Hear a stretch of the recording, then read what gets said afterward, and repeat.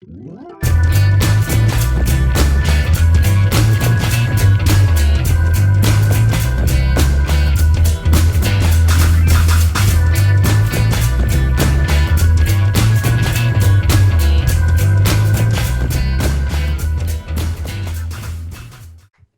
everybody, and welcome to the Marvel Card Collectors Podcast, your weekly digest of hobby goodness. Stop waving at me. It's really putting me on.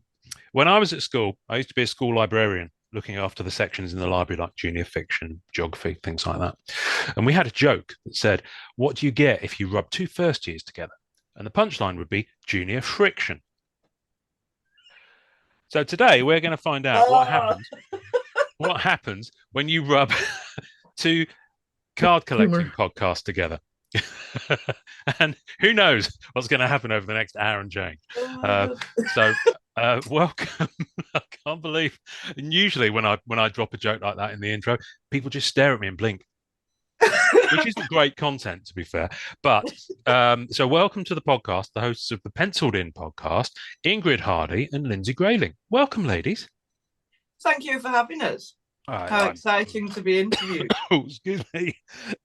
Immediately. Ian dies at the beginning. Oh, pardon me.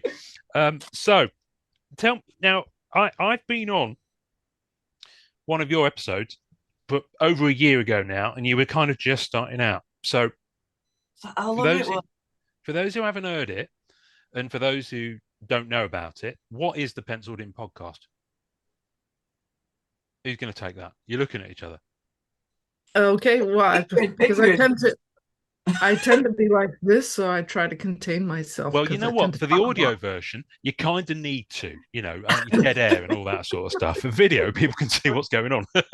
Well, the Penciled In podcast had been a long time. I'd been kind of getting bored with my job, the way I was doing it, and because I don't get to go to cons like very often at all, hardly ever, I was like, I'd really like to meet some of the people who are doing the same job as me and all of this and yada yada. But then I was also like, well, Willikers, I don't know how to do a podcast, even though I listened to like a million of them. And it was suggested to me that, well, maybe if you're two to do it, it might be a little easier, And I was like, yeah, but who? I don't get along with anybody. So Lindsay's name was suggested to me. So I was like, oh, okay, we'll go say hello.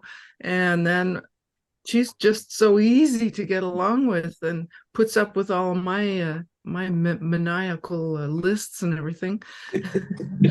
So it was a way for us to kind of meet the people that we work on the same sets with, find out what makes them tick, learn more. We each get to learn a little bit more about the industry, and to share a little bit of the knowledge that we've gained along the way. I've been doing sketch cards since 2006, I think, something like that. Yeah. So it's been a while. I love art. It's like I simply cannot do anything else, so I may as well try to share a little bit whatever minimalist stuff I've gained along the way while we're interviewing people, and everybody is super interesting. And Lindsay, again, is just the best. She's way more prepared than I ever am on, and it's just easy to talk to. So that's pretty much the overview. We talk to artists, publishers, anybody who's really creative and has held a card in their hand for at least 3 seconds.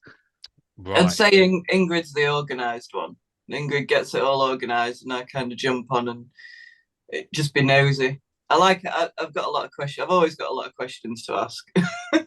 And good ones. You always have good questions.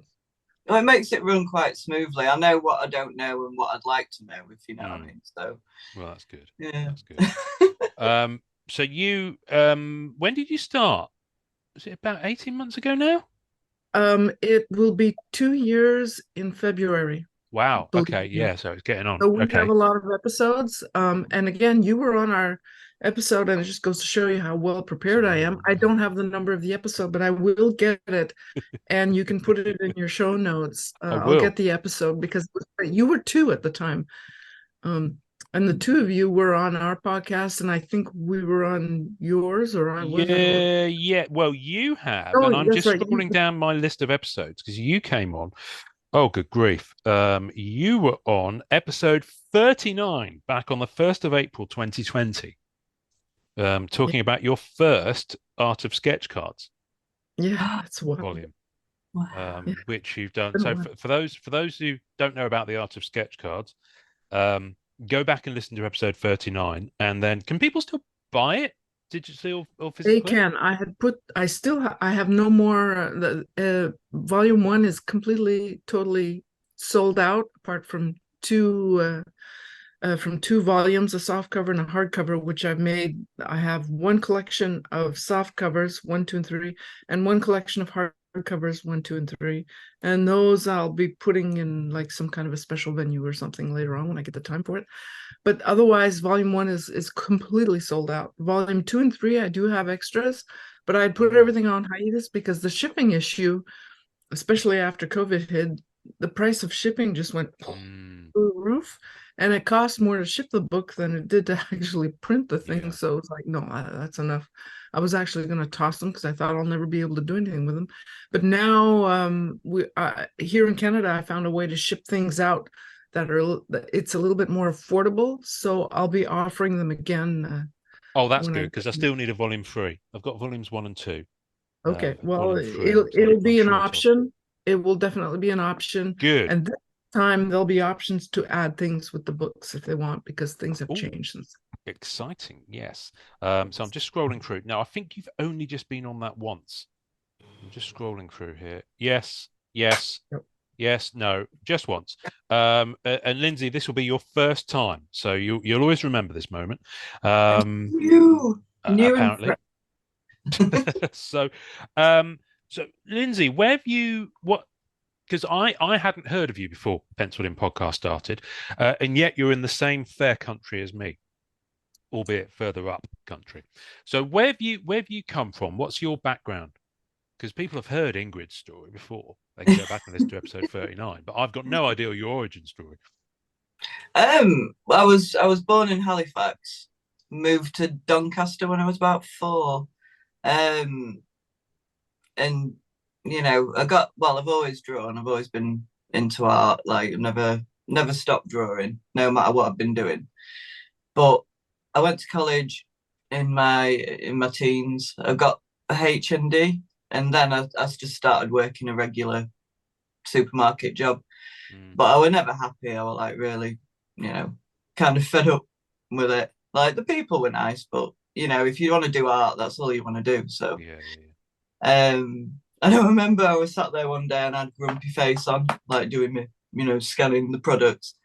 And this customer says to me, he goes, "You don't look very happy." And I was like, "Oh no, I'm fed up. I want to go home." And he goes, "Don't you like your job?" And I was like, "No, not really." He goes, "You don't have to work here." And it was like a little light bulb went on. I was like, yeah. Mm. I don't do I? I don't have to. So I went back to college and got my degree, and that made me good with deadlines and things like that. Then I started doing portraits, and then I got into sketch cards. So it's just all kind of gone on from there, really, Mm. from getting into this company and that company, and now I've got to the stage where I'm doing my own sets, which is kind of where I wanted to go Oh, that's anyway. cool. Yeah, yeah. Mm, Wow. Okay. Because I've seen some of your stuff in the Perna sets, the mm, Perna Studios sets, and for some of the sets, your cards are almost the only images I can show my daughter because some of them are quite intense in terms of the imagery, and the yeah, themes, like the yeah. Halloween ones. Some of the cards in that set. No disrespect to the art, but some of the cards in that set are very much adult only. Mm. They're very horrific. But your stuff has got such a nice style to it. How would you describe it? When Before I I put my was foot in my mouth. Well, when I was little, I used to draw a lot of Disney. I used to pose like gummy bears and copy it off at telly. But we had Ah. like a Betamax, so it was always doing this, and you had to pose it just right to Oh get a wow. still image. So I'd say it's pretty Disney inspired because that's Yeah. what I grew up drawing a lot of. And then I had I can't remember where I got them, but I had some random Marvel cards, like 80s Marvel cards. I think I had Storm, Archbishop. maybe. Archangel or Bishop, one of the two. Yeah. I can't remember which one now. It was so long ago. That's a good. But Archbishop. I remember seeing the artwork though, and I'm like, wow, I love that. And that was kind of what I wanted to do, but I practiced that over my teens, and it's just not me. When I was at college, I remember my tutor saying to me, "Just do what comes natural and easy to you." So I was like, "All right, then, let's go for it. I'll, just do what comes out." And that's like what I do for Perna. That's what just comes out when I'm just sat doodling, if you know what I mean. Yeah. So I thought, well, since I have been myself rather than trying to be somebody else, like it's gone quite well. Yeah. So just lean into it, I guess, because then you'll find your audience, and it's authentic as well. It's authentically you. Yeah, definitely, it definitely is. I have got a process for what I do now. Like I've dubbed these out just so I can show you what I do. So I start off with rough sketch. Oh, that's cute. I love it. And then I scan it and print it the size that I want it. Oh, okay, yeah. And then I can trace it down, and it's all nice and clean then. Oh, wow. So there's no, pencil marks, anything like that. Yeah. And it's nice when you've got the time to do that on cards. You haven't always got the time to do that prep work, but when you do, it's really worth it. It looks a lot better. So yeah, that's what I try and do. Well, you've not made it onto Marvel yet, though, have you? We had a little chat about this just before we started recording. Well, I was considering it, and I think they do. I don't know if they'd quite be into my style because it's very cute and a bit Chibli like. But when I've looked at their list of restrictions, it's really scary and daunting for an artist to look at that and not know what they can and can't draw. Yeah. I mean, they do tell you what you can't draw, but if I were going to give them any advice at all, I'd say, please list what you can draw rather than what you can't, because you're putting a hell of a lot on the artist to have to research what they can actually do. And that's taking time out of them being able to sit and draw it. So, Yeah. There is a UK artist, Paul Hill, who does a very not too dissimilar style to yours. He does kind of small characters, very chibi-like caricatures almost. And he's been on a lot of the sets, not just because I immediately thought when you were describing it that the Marvel anime sets that they've been putting out could be a natural kind of place for you to have a go, because the style of that. I mean, they've just released Volume 2, so I can't imagine there wouldn't be a Volume 3 coming out. But the artists on that, they're having fun with it because they can either try the chibi style or they can try the Japanese 80s cartoon style, the manga style, all that sort of stuff. And it is a lot of fun as a set. I did open some actually. I don't have any here. I have the wrappers. You can kind of get the vibe of it. Oh wow. I do love trying. Like I've always loved trying different styles. I mean, the reason I didn't go full on with my artwork right from the beginning was because I didn't want to get typecast in a certain style, because I love to do all sorts. So what I've ended up doing is I'll do different styles for each set I'm on. Like I'll choose, right, I'm going to go this way. They might have big heads on this one, or the next one they might not have, or different eyes, or different, it just keeps it interesting for you. But I'm quite lucky because people can still tell that they're mine, even though I do slightly change everything. Well, that's good. That's a good thing. Yeah. I mean, you've got a style, you've got a kind of, it's your brand, I guess, isn't it? When you think about it. So it's nice that I can move within that and not, because I didn't want to do the same thing over and over again for the rest of my life. Like, it's not me. I wouldn't enjoy that. So yeah. It really is different. I'm sorry to jump in here. It's such a good point with when this is what you do day in, day out, it's your day job, creating art and stuff like that. You have to find ways, like Lindsay does, to make it all interesting. And once you start getting bored, it's definitely the alarm to say, well, maybe it's time to change things up a little bit. And because if you don't, it shows right away in all of your artwork. It's just incredible. And Lindsay has been doing some amazing stuff since she decided to take the time to work on her own thing. So it's interesting to talk with other people and find out how they're finding their own particular way, and I don't know. Anyway, Well, it's like we were talking about doing sequel series for for the stuff we're producing at the moment. Oh, okay. It's like I did a bee set recently, and it's just full of bee puns. Yeah, Oh, weird yes. bee. Lindsay has the best sense of humor. It's really good. And Edit suggested to me, well, why don't you do a series 2? And I'm like, because I'm sick of drawing bees. I don't want to draw any more bees. That's done. And I understand like that, if somebody's got series 1, they'll probably come back and buy series 2. But I'm like, I need something different now. I need to, I have set up. Years you might want to do bees again in 2 years. You might be like, oh, I missed them. I might come back around to it. Yeah. I mean, there is one recurring set I'm going to be doing as a series, Die Rabbit Die. Hopefully that's going to be every year, because I keep adding different funny characters to it. Like one of the characters I'm going to do next time, it's going to be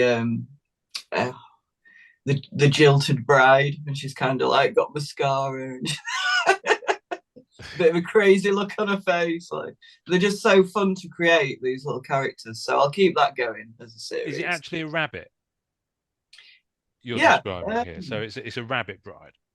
Yeah. Okay. The rabbit bride. I might have her in here actually.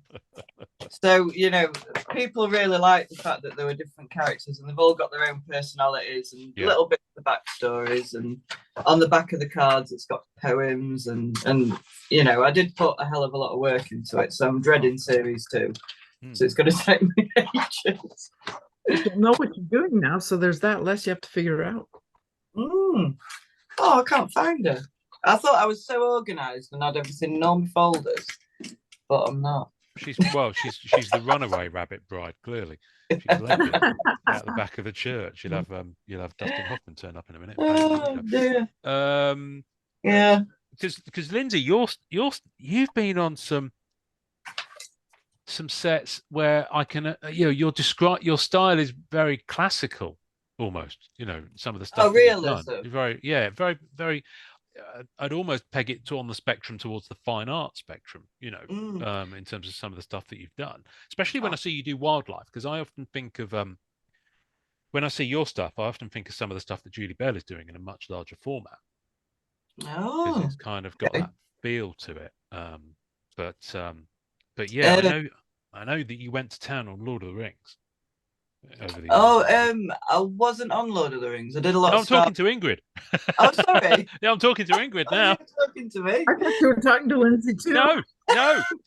I pivoted. It was a very subtle pivot, which is unusual for a man of my size and composure. But no, I was solely talking about. So I'll let you rewind and try and figure out what I said and how to respond to it. How Ingrid's, well, it is classical. It's very painterly, Ingrid. Yeah. Got all the light and the colours. Like color is a bit of a turn on. I find it's something like, we have a dog, obviously. Maybe we'll be having 2 soon, but anyway. Ooh. So taking that dog for a walk early in the morning, it's such a treat, because you get to see all the colors at the beginning of the day and all the shapes if there isn't all that much light, and it's interesting to see, and it's nice to take some of that and try to throw it into my work. It just makes it kind of interesting, Yeah. But I'm jealous of the way someone like Lindsay can draw, just because she really can, make the base character. We were going to work on a set together of dogs and cats, or cats and dogs, and it was actually a lot of fun, but it's just things have gotten too busy to really do it. But she was doing the sketches, the foundation sketches, and then I was painting over it. So it was like a combination of 2 very different styles, which was a lot of fun, actually, I gotta say. It was. I don't know if I can find it. But yeah, I think we're always jealous of what we can't do. Like, I'm jealous of Ingrid because she can. It's impressionistic. I can't do that at all. Everything's have a soft outline. All the Star Wars, excuse me, got a cat in my throat there.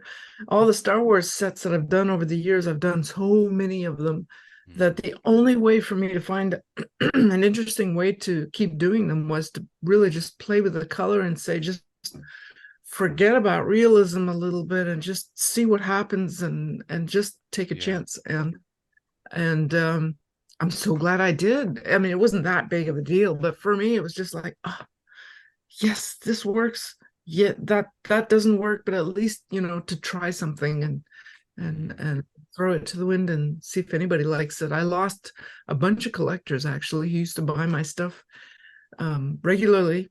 And then when I started just, going a little off the wall a bit, so to speak, or on the wall, I kind of lost a few people, but I gained a few others. So you know, live and learn. That's the way it's going to be, I guess. Do you did I misremember that? You have been on Lord of the Rings sets, haven't you? Yes, I've been on a bunch of them, not the latest ones. Yeah. There was a whole changeover at Cryptozoic, and they've changed their rules a little bit too.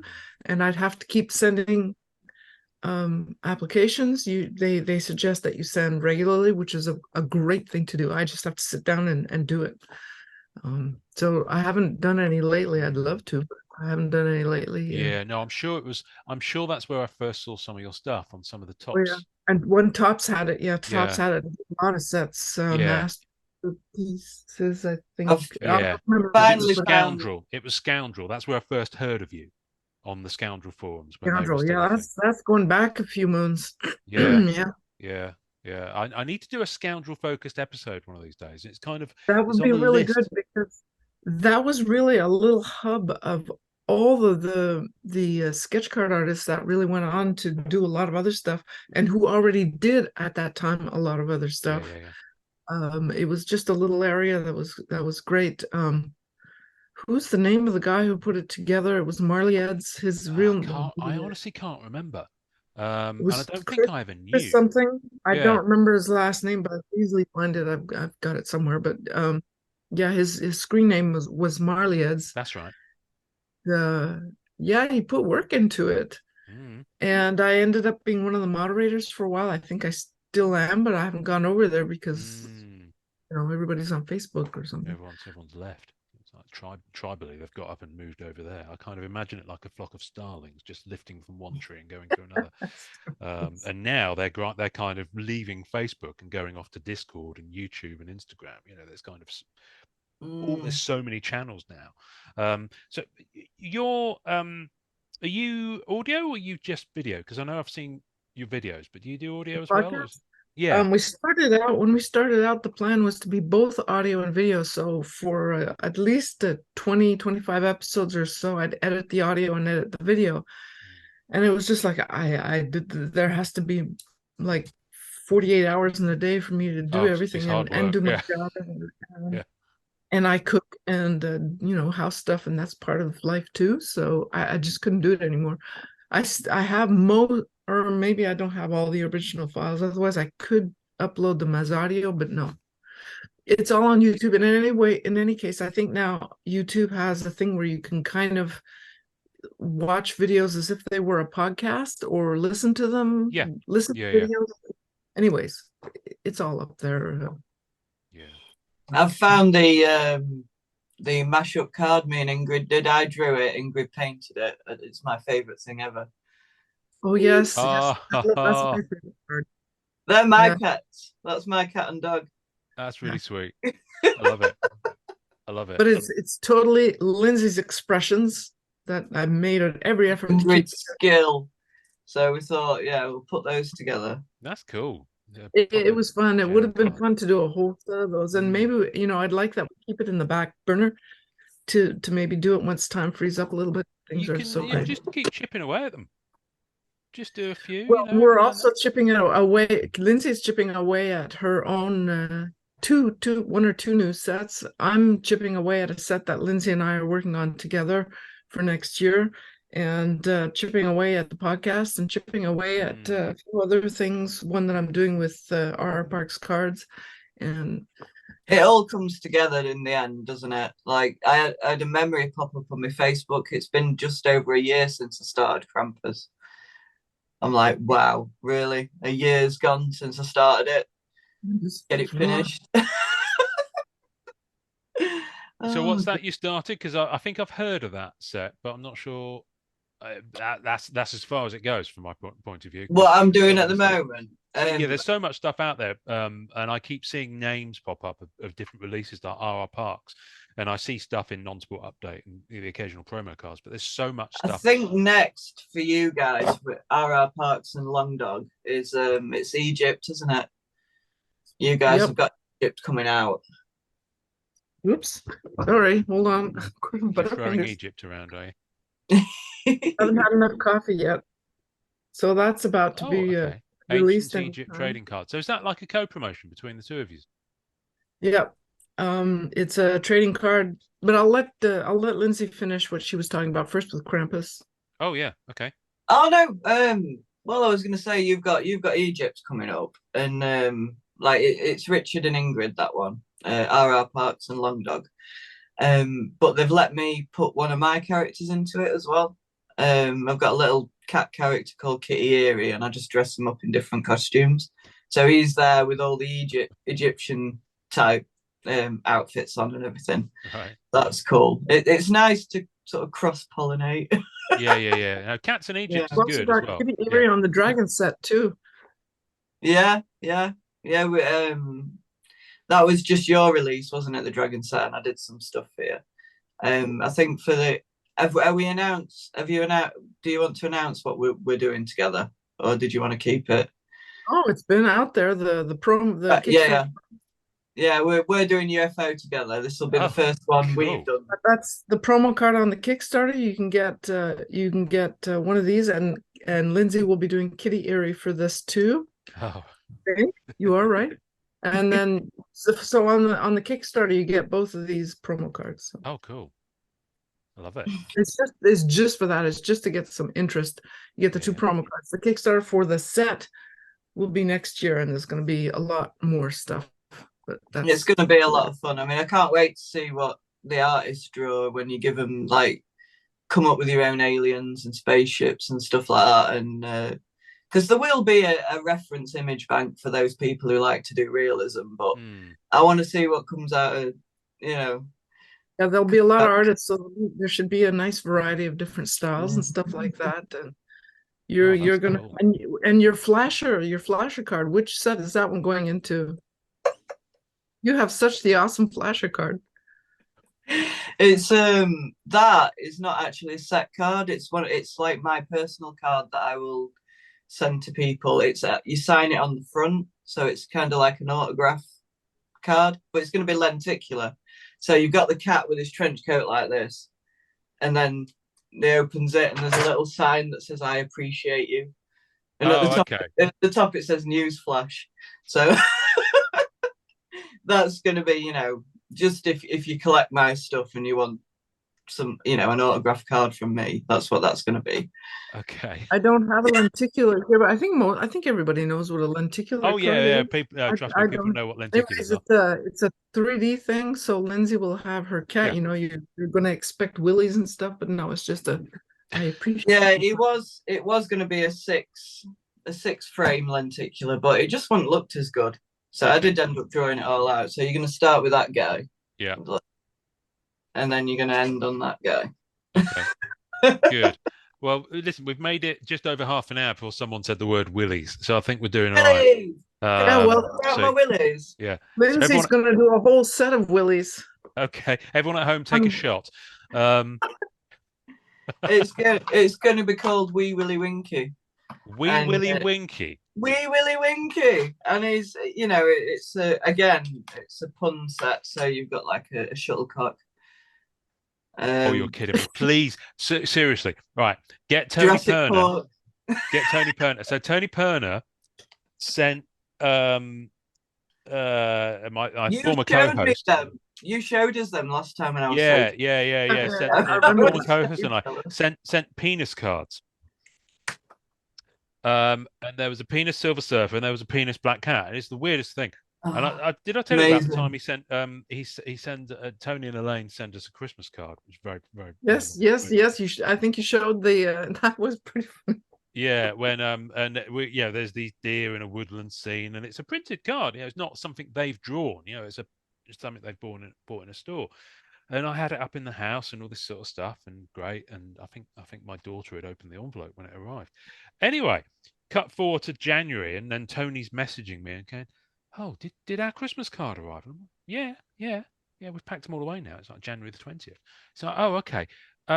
Could, could you send me a photo of it? Because I want to make sure I don't send you the same one next year. And I thought, okay, fine. So I still actually had it. Just hadn't, put them in the recycle yet. And I got it out and I sent him a photo and I looked at it and I was like, motherfucker. And he'd drawn penises on the bottom of all the animals. Like, and we'd had it up in the house with my then 6-year-old daughter panning around looking at it and going, oh, look at the cute animals. Amazing. Like, yeah, whenever I get anything like that from Tony Perner, I'm always very, very closely like, okay, what's going on? What's he putting here? You know? So, yeah. We've got animals of farthing wood. Oh, see, I thought it'd be hilarious to do them all on wood. So that's why they're taking me so long. So these are wooden cards. Oh wow! Just for a joke. Like, yeah. I'm not as good at painting. It takes me miles longer. Okay. But just for the sake of the joke, I've gone for it. So I don't know how long that's going to take before they're ready. But I was thinking about it last night, and I was like, you could have just done a wooden card, like an etched one. Yeah. For the joke and just done the artwork the way you usually do it, but here I am now. It's started. You've started, so you're finished. I mean, you could always have those as a chase set, I guess, and then go off and do something else for the main. Are you doing it? Because I know you've got. So your kind of brand for the cards is Long Dog cards. Is that right, Ingrid? For me, yeah, because I'm a fan of Dachshunds. Well, we had two when we started actually the podcast, and while we were doing the podcast, I was thinking, okay, if I'm really going to be, and I gotta, shout out to Richard Parks.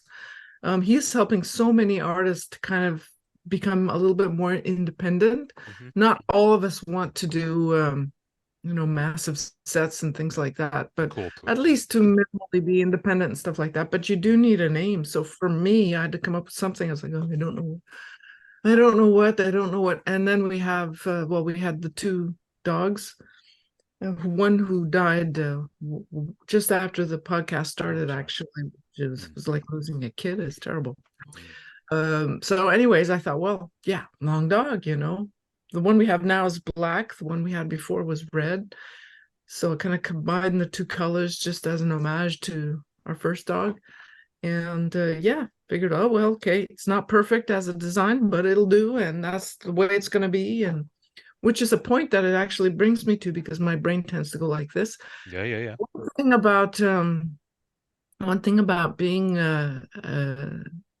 working for other companies and they don't send you extra cards to work on, you learn to be really efficient and you learn to say, okay, better or worse, it's done, it's got to go. Working for yourself, sometimes, most of the time you have more time to put into your work, and that's amazing. But there are times when, again, you have to say, okay, well, can I live with it? Yes, no. And it's just got to be that way. It's like one of the hardest lessons that I personally ever had to learn, I think, was being able to accept stuff that, just to accept all my evils and all my errors and everything I do. You kind of have to. Yeah. What have you during the time you've been doing the podcast, you've obviously spoken to an awful lot of other artists. How many episodes are you up to, by the way?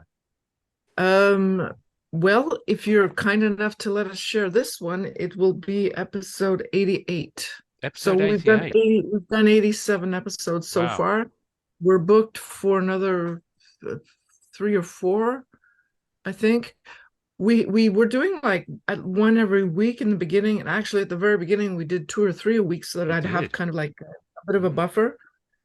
But stuff has happened over the past year for both of us, so that just didn't, that buffer came and went, and now we do like usually about every 2 weeks or so. For now. But it's possible that in January we might be doing every week again. I'm not sure, just because it depends also on guest availability, and some of them are really hard to catch because they're very busy. You find a lot of people are quite shy as well. I mean, it is. Yeah. I get it. You know, when Ingrid first asked me to do this, I was like, no, no, no, no. But she can be very persuasive, can Ingrid? So, You said I was pig-headed. No, that's not what you said. You said I was pushy. That's it. oh, dear. But once you get over yourself and you think, well, you know, once you've done one, you don't care anymore. It's fine. Once people have seen you and heard you, and you know, and you're out there, that's it becomes a lot easier after that. But I think getting over that hurdle for a lot of artists. There are like a good 4 or 5 artists who I've invited on, and more than once too, and they're just like, no, I'm too shy.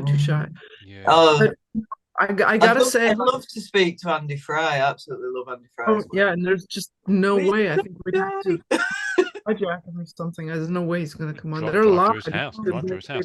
Well, I was going to ask, who are your wish list guests? I mean, who've you not had that you want to? Andy Shine Fry. this aside. Andy Fry. Andy Fry. Yeah. I don't know. Yeah, of course, Andy Fry. But almost every single person we've ever talked to, there's something interesting about them, and you learn something from everyone almost. So it's I don't really have one person. It's just I hope there's always someone new to talk to and learn from. And it would be interesting to talk to more publishers, because like both Lindsay and I come from the working side of things, and I'd like to think that both of us know an awful lot about what it is to be on the working side of the sketch card thing. And now we're both beginning to get a little bit of a peek into what it's like to create sets and come up with ideas and organize artists and other people and departments who print. So I'd like to think that we're beginning to get a little bit of a feel. I'm not stupid enough to think that we're ever going to know everything about it. Yeah. But we have a little bit of a peek into some of the different sides of it. So it's really nice to speak to people who are actually touching all of that, and we can learn from it. And also people who come up with amazing ideas, it's fun to speak to people who are, they just don't stop thinking about things. We've had a couple on. I was one British guy. If I don't have their names in front of me, I'm really, really sorry. I forget the name. But we had one British guy who was just like, oh, well, they were always into art, but they had to take a regular job because that's life. And but they went back into art, and they just take what they, whatever life gives them, they just take it. They learn, take something positive from it, keep that, and then move on. It's like I admire the heck out of that. That can apply to anybody in any line of work, and it's things like that for me anyways, I take that and I try to keep it. And I'd love to interview people from the production side of things. Like we were trying to get a dude on who's a bit of an expert on printers. I don't know if we ever heard back from him, but people that helps you set up for yourself. Because people just haven't got a clue what to buy, or and card sets, it's very specific. You'd need, you can't just do it with a regular printer. You'd need, something that can do thick card and all this business. So the review you did of your printer that you got, your Epson, I personally was super fascinated with that because I wanted to get a new printer. I haven't got a clue which printer to get. I honestly don't know. There's so many things you want to think about. The different kinds of ink. Is it light fast? Can it handle different kinds of paper and all that? So that was actually just maybe 5 episodes ago or something. I highly recommend people go listen to that. So Lindsay has tried one of them. It gives you a chance to hear that side of it. I think I'd like to see the industrial process. So when you send off your cards to be printed from this, that, and the other, and you can get like gold foil and all this different kind of stuff. Yeah, I want to see how they're made and what goes into it. I mean, we did. I want to know how to set up the files. We did interview someone from Catprint, didn't we? But we didn't really get to have a look around their workplace, if you like. That I think that would be dead interesting. But that would be a good thing to propose to them, though. Now that we've got our foot in the door with them, they know who we are and all that stuff. And for all you Canadian listeners out there, go listen to the episode with Chit Chats, the shipping company, the Canadian shipping company. Now, I realize most of the people who listen to us are Americans, most, I mean, from the US and elsewhere too. But if you're in Canada, Chit Chats is, you will save a lot of money in shipping. And so far, it's a little bit slower, but you save a lot and you can really watch where your package is going. So far, I have no bad experiences with it at all. Cool. Okay. Good, So, good. yeah. So Which is why I'm going to be able to sell the books again because of Chit Chat. Ah, right. Okay, there we go. So what would you say you almost 2 years in? What's the biggest things you've learned from both doing the podcast, but also from the people you've had on? Because like I said, you've been talking to people who are in the same space as you. You know, a lot of your kind of peers, I guess, for want of a better word, all different in terms of their styles, their backgrounds, how long they've been doing it for, etc., etc. So all those wonderful stories, which is kind of what this podcast tries to do with all the collectors that we speak to. You've probably got hundreds of them that you don't even realize, but what are your takeaways that you can think of? It's difficult to think of one, isn't it? Because like you learn all this information from people and it kind of just goes in and I know that now. And then you don't remember where you heard it. That's right. Yeah. Oh, I think also the fact that, whenever we see names of people, we just see the names of people when people post their work and all that. All you see is their work and their name. You have no idea who's behind that. Yeah. So now we're getting to see the person behind it. And sometimes they are people who don't just do sketch cards. They have a day job or they do sketch cards, but they also do other things like the guy we interviewed from Australia. He was also a musician. He was an importer. He was I don't know, he had like 6 different careers all at the same time. It was like mind-boggling. So you get to see a window into all that you can actually, you don't have to be just a sketch card artist. You can be many things. What about you, Lindsay? Sorry. Like I said, I can't think of anything specific now. Because everything you learn, it just goes in and stays with you. And you kind of learn from each other along the way, don't you? I think talking to Floydman when he was talking about his, packaging processes, and it was so funny when he said, because he did artwork for the band Green Jelly for their album covers. Oh, wow. And I remember seeing their albums in the 90s and going, oh, I love this art. This is awesome. And then, you randomly get to meet the guy who actually did it. I was a bit like, yeah. It is Floydman's a great guy. He's really, really nice. Very helpful, yeah. But, I'd love to learn how other people are doing stuff. I mean, I do have a special interest in people producing their own things now because that's what I've moved on to do, and I want to know how they're doing that. So, yeah. Have you had Tony and Elaine on? Forgive my ignorance, but we did have Elaine on. Oh, I love Elaine. No, Tony was there too. He was just off camera, Yeah, he was hanging around in the background. Probably poking. He would throw in a few words every once in a while, but it was. He often does that. I remember when we had Tony and Elaine on, when it was a we. Tony would just randomly hold up. We were audio only at that point. He'd randomly hold up little signs and notes with really filthy things on them, and just to throw us. And if you listen back to the audio of that, you'll probably notice a few points where it's just like we're both just a bit like, what do we do? What do we say? Nothing you can do. Once you get to know Tony a bit, you realise his sense of humour. I mean, I think we were emailing back and forth, and I'd sent him my address, and he's like, "Is that your address? That sounds fake." And I was sat there so confused, like, what? I was like, "Is it what?" And then once you get to know him a bit better, you realise he's messing about and joking. Yeah, that's a very Tony thing. That's a very Tony thing. It's interesting when we whenever I speak to Michael Monshaw, I find it quite fascinating because he, you talk about artists who have, you know them as this one thing. You know them as a sketch card artist, and then you get to know their personality a little bit, and and he's always listened to the podcast when he's working, and then you find out that he works for the Library of Congress. Oh, That's his day job, because people have day jobs. A lot of these, a lot of artists, they're not full-time professional artists in that, it's not their main kind of source of income. It's like, I guess the nearest thing I can think of to my experience is actors.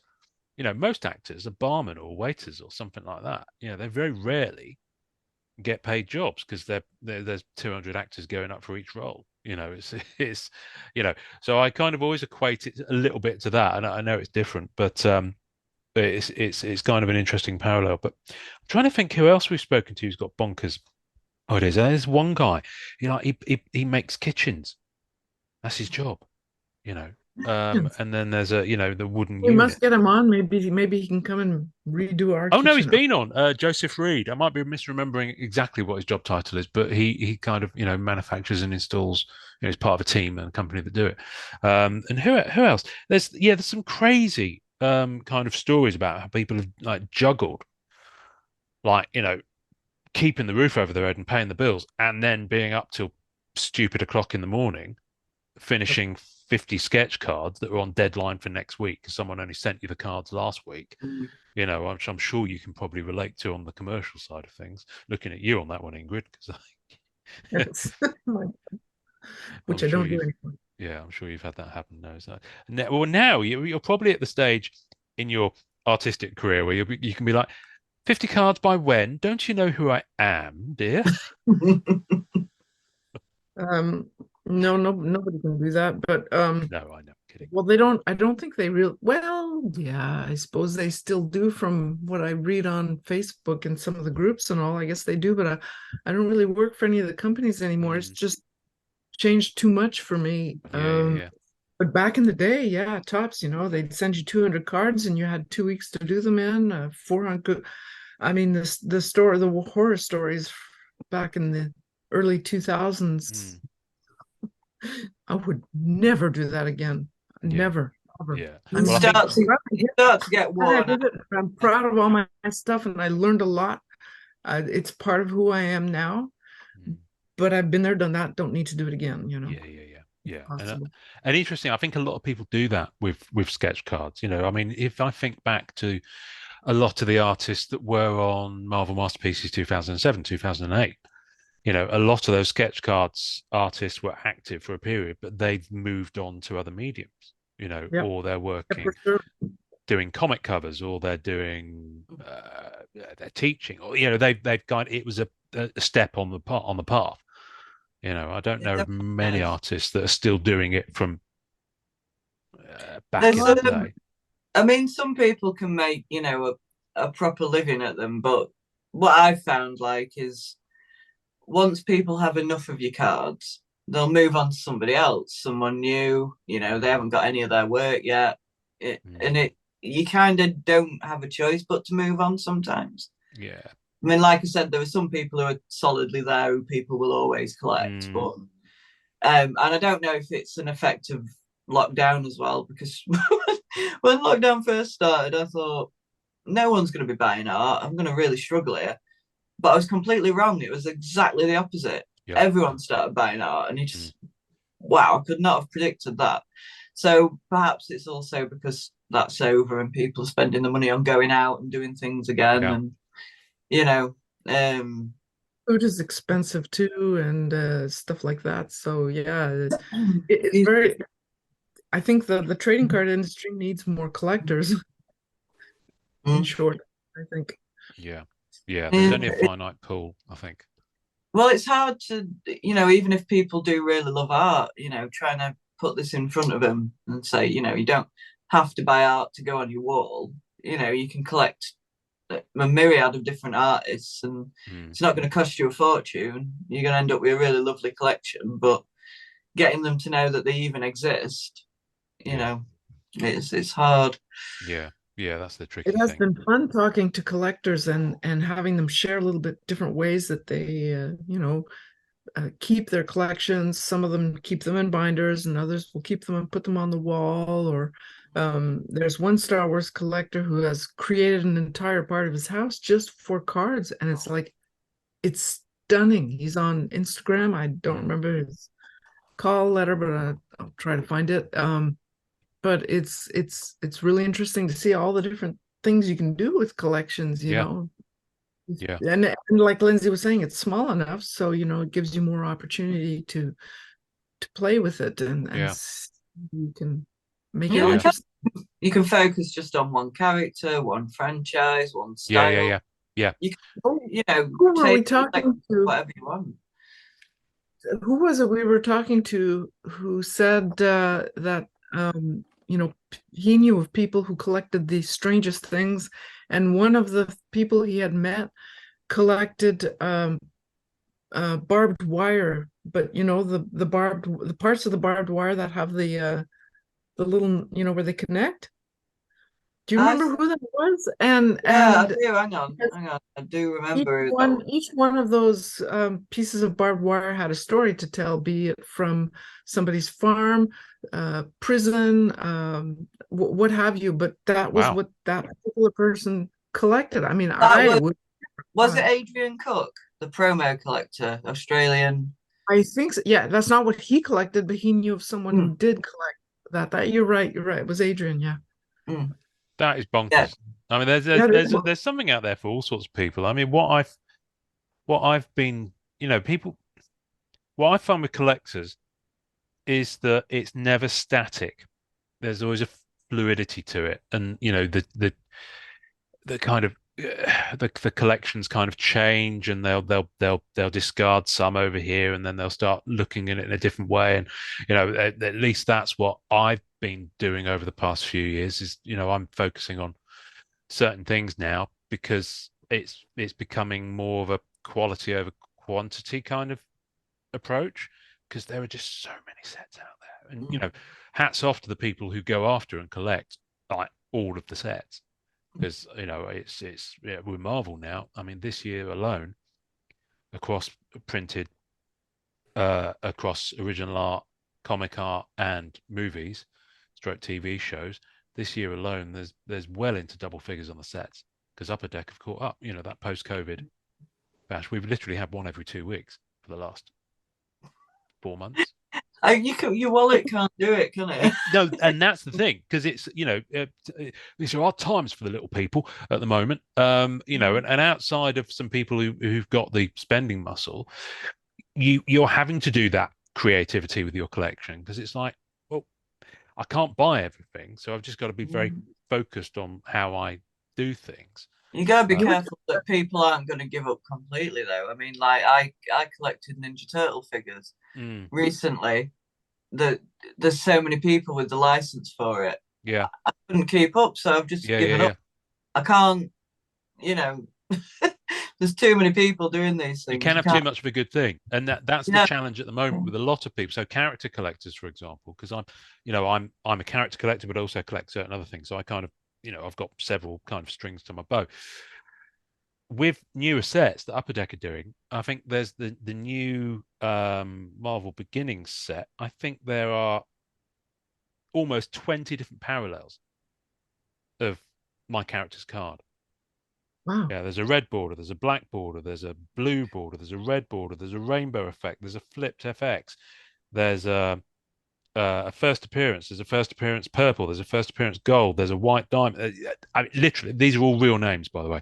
There's an orange bridge, a parallel that's numbered to 60 something. What do you think of parallels? Do you think they're a waste of time, or? Well, listen, I think they keep it interesting, but I think I think you can lean into it too much, and I think Upper Deck have done that.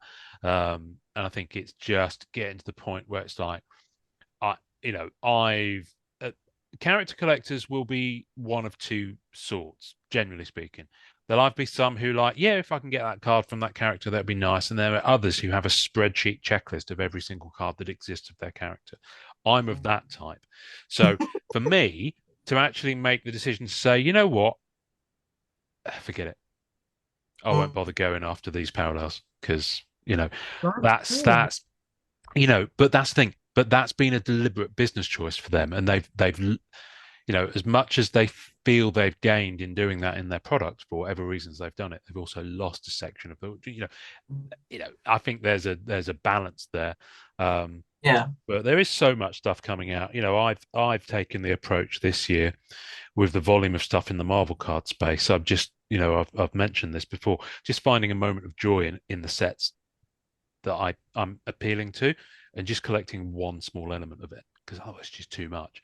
And so for the Marvel Disney Plus shows, a lot of them have got metal insert cards, and with Upper Decks quality, they're beautifully printed. They're really vibrant cards. They're not cards; they're metal, but they're lovely. So I've kind of been going after those for a few of the sets, just those, or just one image, and just rainbowing that.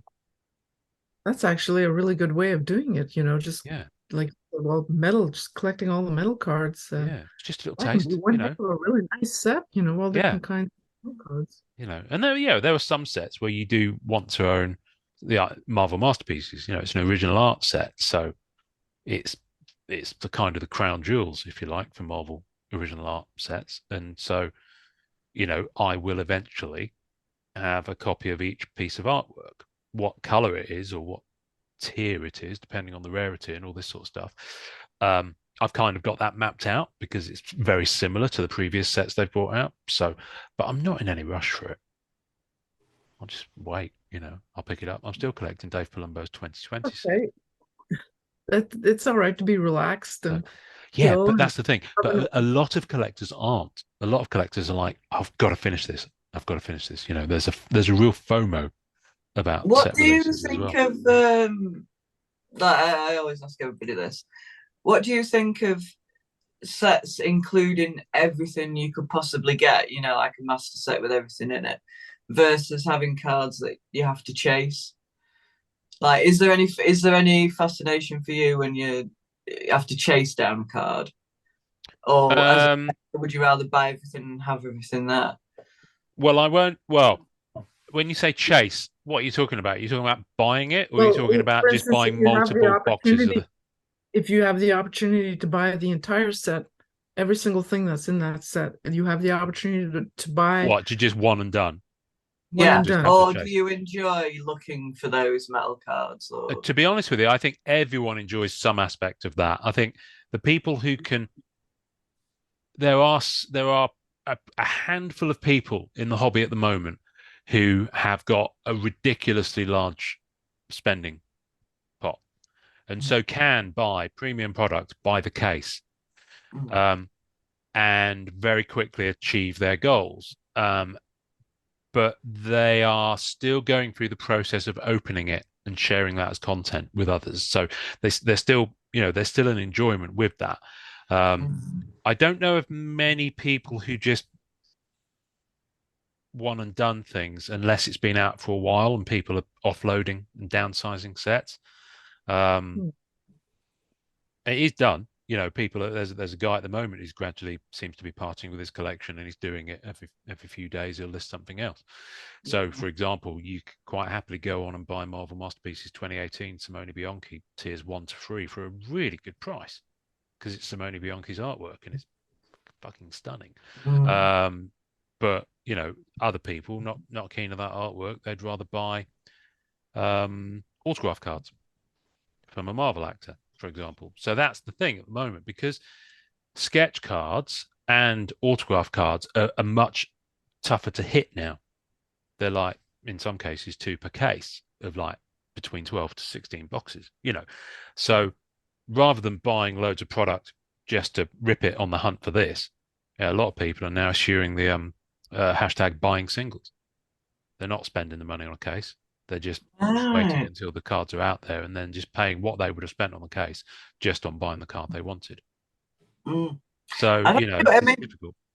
If you've got the capital to put in, I would have thought it'd be, like you say, a good idea to buy a case and then find the things you want and sell everything that you don't want and make your money back for the case. But you don't. That's the thing. There's the whole misconception. There's a lot of people. It's chilled out a bit now, but there was a headspace a few years back when the sets were really like they were barely making it out. You know, you had 2 or 3 sets a year, and there was a real thirst in the market for it. There was this mindset that the value of the cards out the box has to be equal to or greater than that you cost for the box, which is unrealistic. Mm. You know, it's completely unrealistic, and a lot of people got burnt by that, and so Mm. I think people are a lot more selective now when it comes. I mean, if you've got the money to do that, and I've heard the phrase used, ripping responsibly. You know, if like you know, you judge the box. You know, why are you buying that box? Are you looking for something, or are you buying because you want just to enjoy ripping open some cards? Mm. And there are products that are at a price point where it's you're not spending $300 on the box, you're spending 120.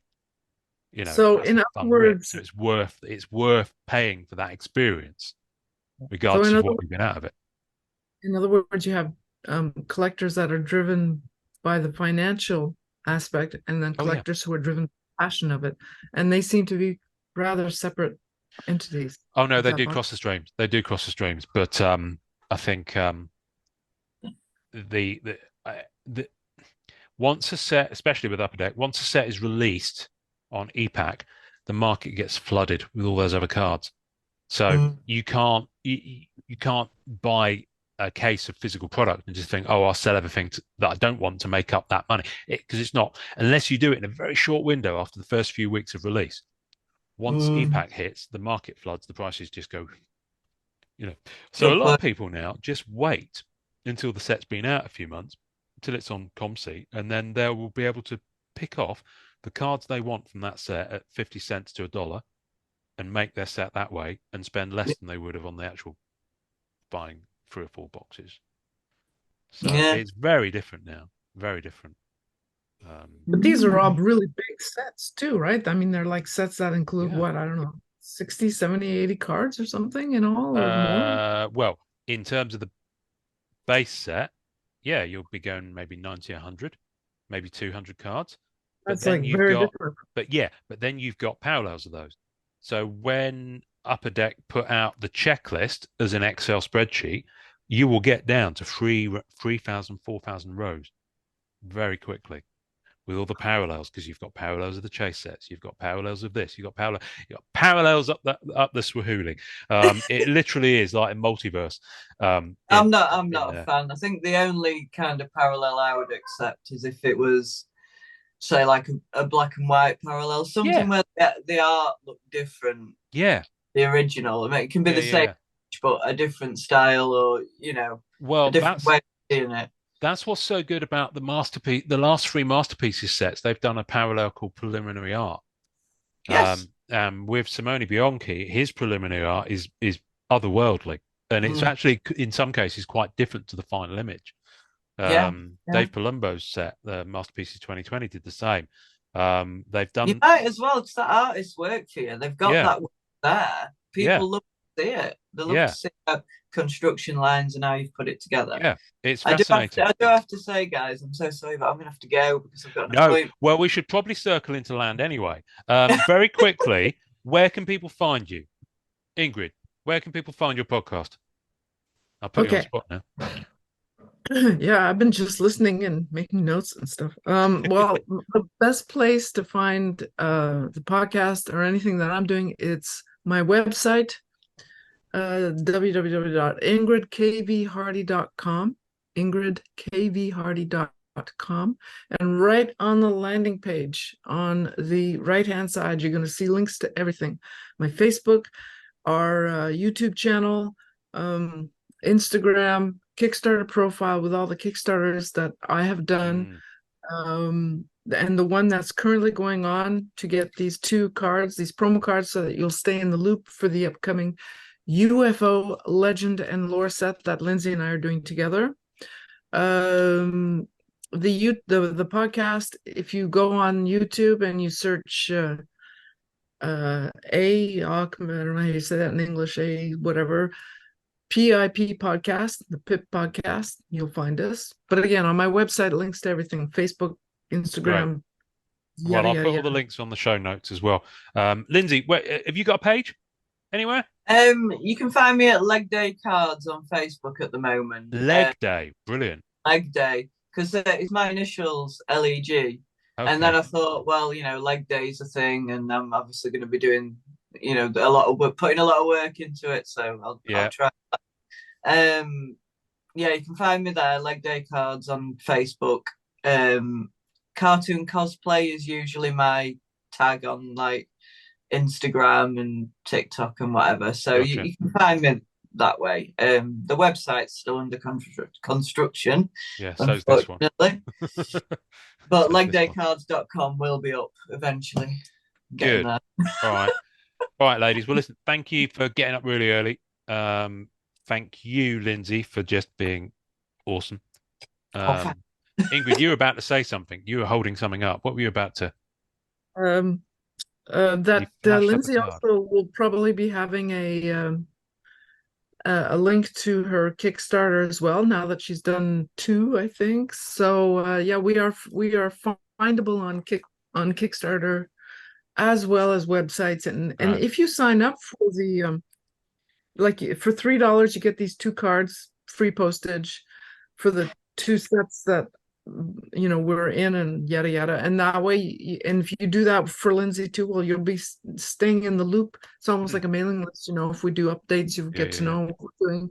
And we usually share other people's stuff too, so that if you're interested in other people's work, you can be on board for that.